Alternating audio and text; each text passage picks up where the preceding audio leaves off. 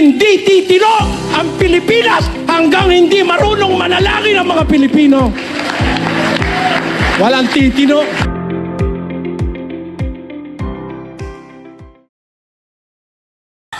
Yung tamang paraan ng pagdadasal, may tatamaan na naman tayo dyan. Alam mo yan, tama, tumatama talaga yan eh.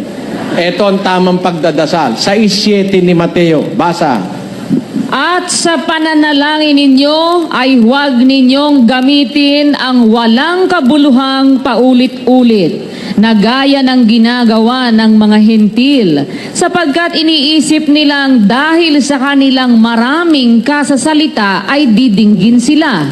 Huwag nga kayong magsigaya sa kanila, sapagkat talastas ng inyong Ama ang mga bagay na inyong kinakailangan bago ninyo hingin sa Kanya. Manalangin kayo. Magsidalangin nga kayo ng ganito. Ama namin. Ama namin na nasa langit ka, sambahin nawa ang pangalan mo. Dumating nawa ang kaharian mo. Gawin nawa ang iyong kalooban kung paano sa langit, gayon din naman sa lupa. Ibigay mo sa amin ngayon ang aming kakanin sa araw-araw at ipatawad mo sa amin ang aming mga utang. Gaya naman namin na nagpatawad sa mga may utang sa amin. At huwag mo kaming ihatid sa tukso, kundi iligtas mo kami sa masama, sapagkat iyo ang kaharian at ang kapangyarihan at ang kaluwalhatian magpakailanman siya nawa. Period. Sabi, sa pananalangin nyo, huwag nyong gagamitin yung walang kabuluhang paulit-ulit. Do not use vain repetitions. Gaya ng ginagawa ng mga hintil, ng mga pagano, ng mga walang malay sa aral. Sapagkat akala nila sa kanilang maraming kasasalita, papakinggan sila. Huwag kayong magsisigaya sa kanila sapagkat nalalaman ng inyong Ama ang lahat ng mga bagay na inyong kinakailangan sa Kanya bago nyo pahingin sa Kanya.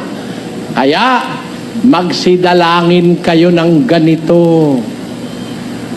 Our Father, which art in heaven. Kita mo? Ganito ang panalangin nyo. Binigyan tayo ng example. Hindi naman sinabi, ipanalangin ninyo ito, ulit-ulitin nyo. Wala nga, bawal nga ulit-ulitin eh. Dahil ang Diyos hindi naman makulit, hindi naman tanga, hindi naman bobo, hindi mo pa nga binubukas, alam niya na. Ba't mo kailangan ulit-ulitin?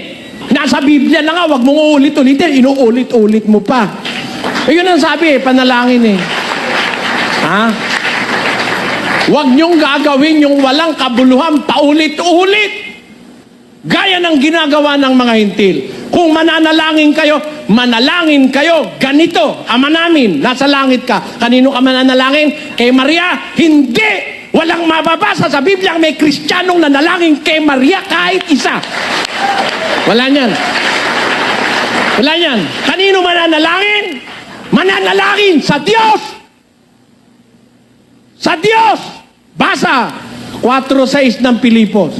Basa. Huwag kayong mga balisa sa anumang bagay, kundi sa lahat ng mga bagay, sa pamamagitan ng panalangin at daing na may pagpapasalamat, ay ipakilala ninyo ang inyong mga kahilingan sa Diyos.